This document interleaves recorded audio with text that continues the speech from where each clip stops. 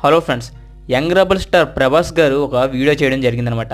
మనకు డ్రగ్స్ అవసరమా డార్లింగ్స్ అనేసి అయితే క్యాప్షన్ పెడుతూ యాంటీ డ్రగ్స్ కోసం ఆయన అయితే పోరాడుతూ ఒక వీడియో అయితే చేయడం జరిగిందనమాట.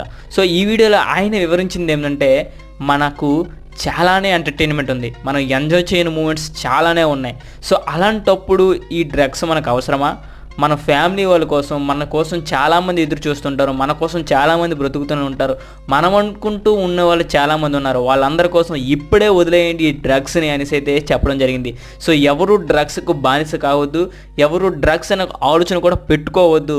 సో డ్రగ్స్ కోసం మనం ఎంత దూరంగా ఉంటే అంత మంచిది, మన జీవితంలో అంత వేగంగా ముందుకు వెళ్తాం అనేసి అయితే ఆయన అయితే చెప్పడం జరిగిందనమాట.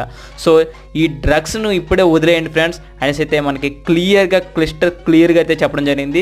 సో ప్రభాస్ గారు అయితే ఇందులో లుక్ అయితే భలే ఉంది ఈ వీడియోలో.